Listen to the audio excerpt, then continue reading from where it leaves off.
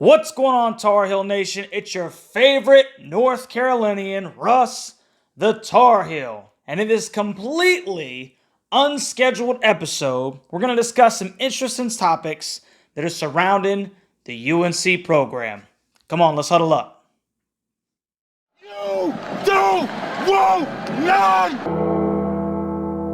You don't want none!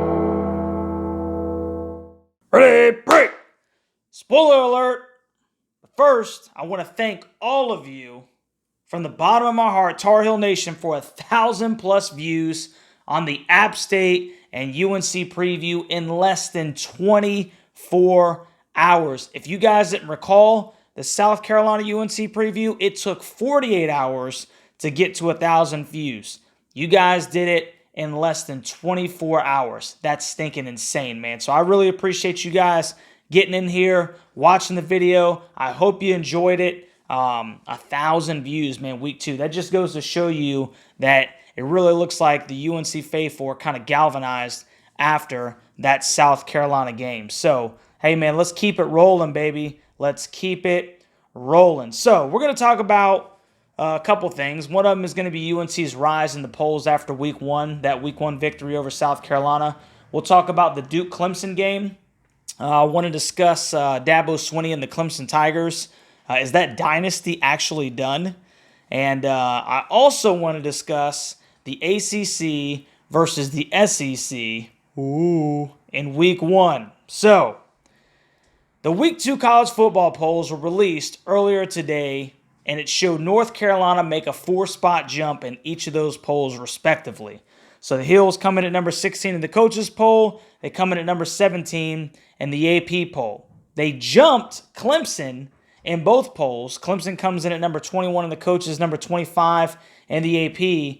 And the Duke Blue Devils also make their debut in the polls at number 21 and 24 respectively after beating Clemson 28-7. Interestingly enough, the Colorado Buffaloes and Deion Sanders and his show, they also entered both polls as well. Put down in the comment section what you think about that, because I know that that's pretty polarized. A lot of people like it, a lot of people don't. So that's an interesting topic in and of itself, but it has nothing to do necessarily with the Tar Heels, so we're not going to delve into that right now, if you will. Also interesting enough, UNC moved up to number 14 in ESPN's power rankings, which means ESPN is saying that they're the number 14 best team in the nation, if you will. I guess that's kind of what that says. So that's an interesting thing, top 15 in week 2. Now, I know Mac Brown likes to say that he doesn't think that there should be top 25 polls this early in the season because you really don't know what you got. And you know what? There's a lot of that's true. There are some teams where you kind of know, but I would say the vast majority of football teams around the country, you really don't know how good these teams are. You have what's on paper, you can go to last year, but this really is truly a different football season. And, you know, one of the very many examples of that is just how North Carolina's defense played last week against South Carolina, with a ton of returning starters from a defense that was abysmal last year. So if they play anything like they played against South Carolina for the remainder of the season, I mean, we're talking about night and day difference. But top 25 polls are really fun for the fan base, obviously. You see what other coaches think about various programs. You see what the media thinks about various programs. And then obviously those are pretty much the means of how bowl games are selected, playoff contenders are selected, etc., etc. So it's pretty exciting that Carolina is where they are in the polls as of week 2. I think it's a real good spot. I think that it keeps them humble, but it also shows that, you know, people have taken notice of how good the Tar Heels can be. So 16 and 17 respectively in those polls. I like it a lot. Bodes well for week 2 against App State. So let's talk about the Duke versus Clemson game, because this is something that has definitely got a lot of people kind of up in arms about Dabo Swinney and Clemson. Now, I am not going to sit here and necessarily go to bat for Dabo and the Clemson Tigers. I mean, they have owned the ACC for the better part of the last decade, and they've been a great program. There's no other way to put it. I think Dabo's won 2 national championships in the last 10 years, and they've won the ACC, 8, 9 times in that time span. So, I mean, this has been the premier football program of the Atlantic Coast Conference, for the last 10 years, maybe even a little bit more than that. So, you got to give props where props are due.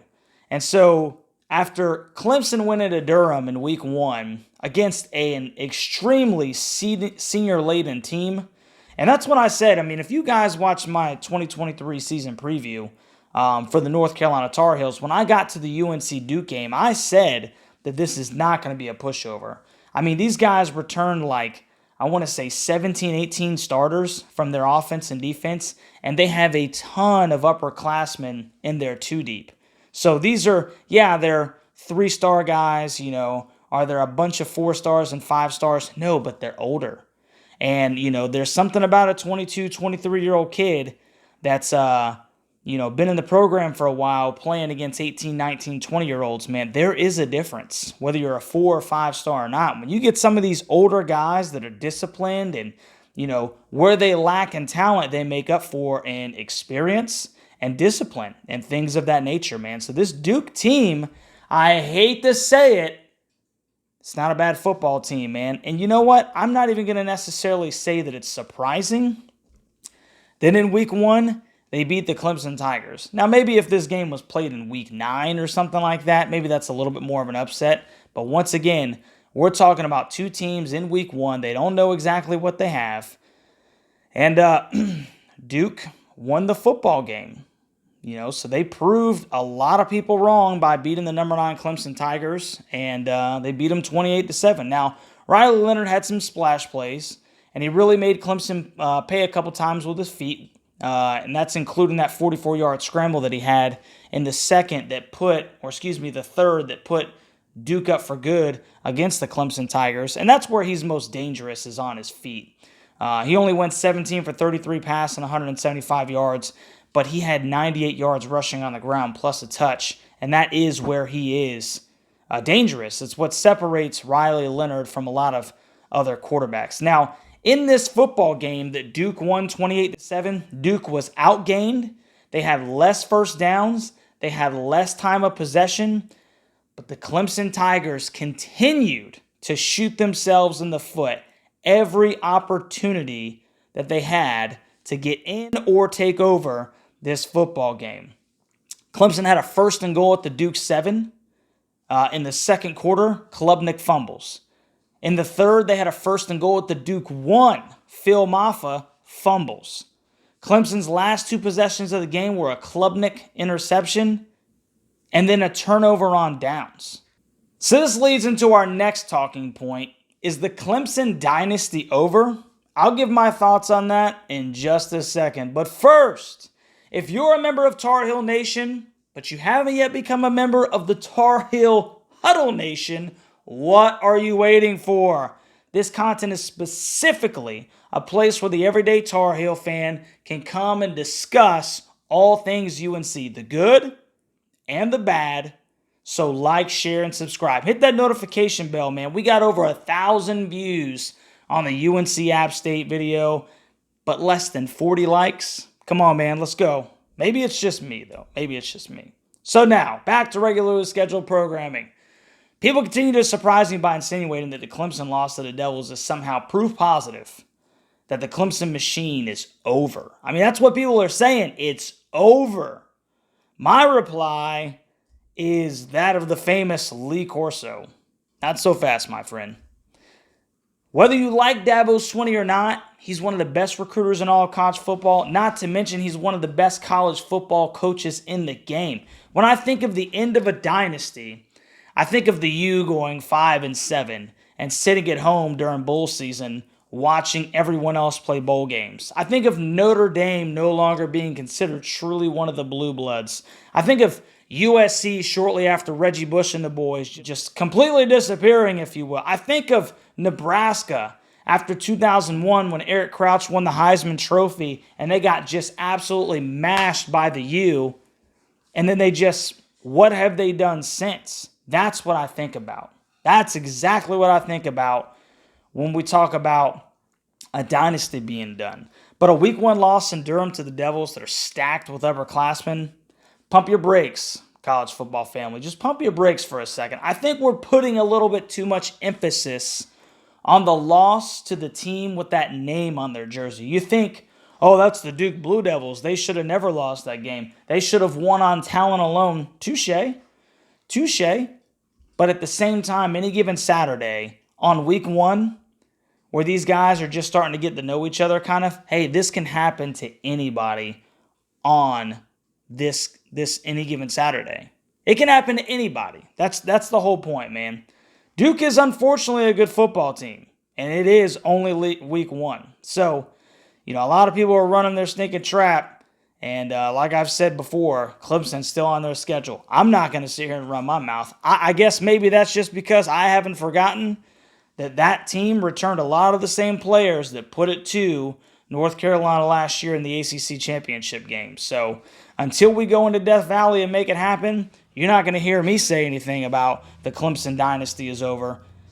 But one of the cool things I guess you could say is that, one thing that week 1 told us, at least in week 1, is that North Carolina football is greater than South Carolina football.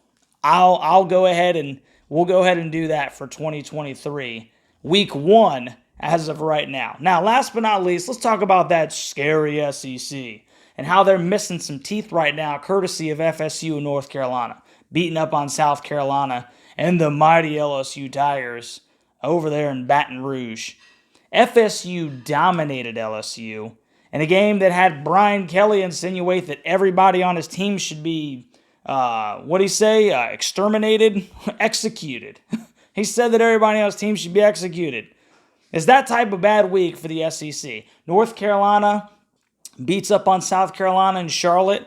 Everybody thinks South Carolina's going to be the number 2 team in the SEC East behind Georgia, and then they get it put to them by the North Carolina Tar Heels. So, like I've said to a bunch of South Carolina fans, nobody cares after Georgia and Alabama. It's not scary, bro. We use Vanderbilt, Missouri. Nobody cares, South Carolina. Okay, Tennessee, Kentucky, nobody cares. It's not scary. So, I get tired of the SEC talk. You got Paul Feinbaum and all these people that are just like, the SEC. They talk it up, and these people, they hear it in their ears all the time, and they think that there's something to it. And, it's a very top-heavy conference, just like basically every other conference in the country. I guess that at least Tennessee can take some solace in the fact that they beat the ACC's worst team in Virginia. But after Georgia and Alabama, nobody stinking cares, man.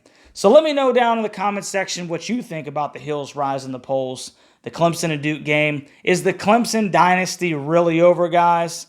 And is the ACC on par with the SEC for the most part this year? It sure seems like there's a ton of parity right now in college football as of week 1. Don't forget Russ's rant and the Tar Heel Mobile tomorrow. And if you haven't already, like, share, and subscribe to this channel. Hit that notification bell so that you get a notification every time I make a video pertaining to our Tar Heels. 4 days, baby, till App State, week 2. And we'll catch you on the next one, Tar Heel Nation. Go Heels.